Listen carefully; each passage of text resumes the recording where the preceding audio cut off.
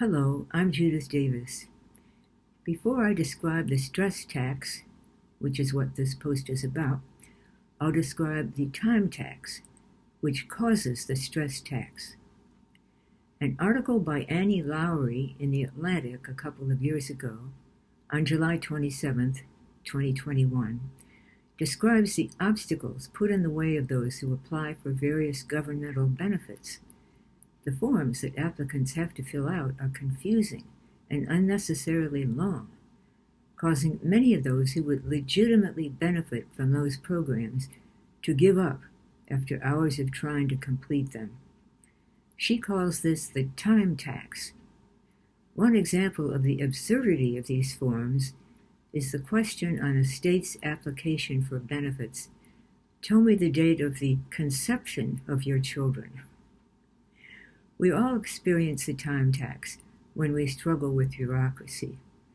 We may not need financial assistance, but we're all subject to bureaucracy in other ways: health insurance, income tax, college applications, reports and guidelines for behavior at work, and any interaction with a complicated menu and long hold times. What does the time tax cost us? When we have the choice of trying to follow through on something despite the bureaucratic hurdles, we can think of the time tax this would cost us and decide whether it's worth it. What about a small erroneous charge on a credit statement?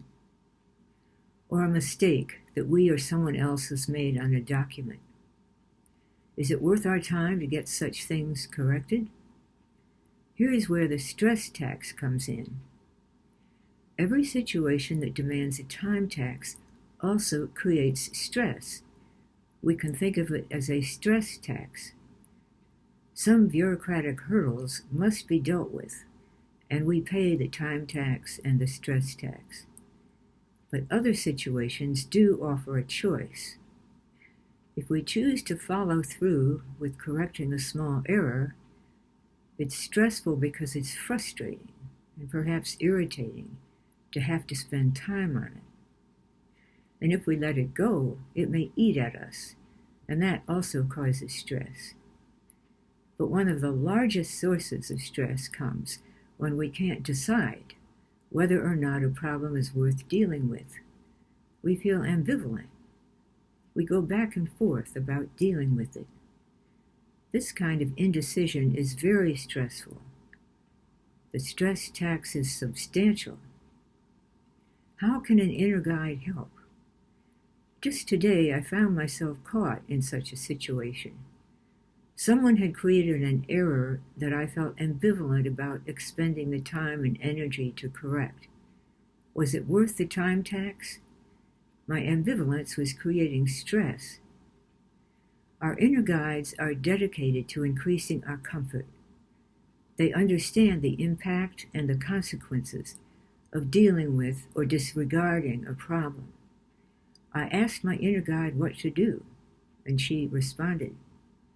That solved the ambivalence and the stress that it was causing.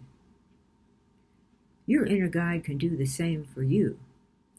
If you don't yet have an inner guide, you can acquire one using the link below.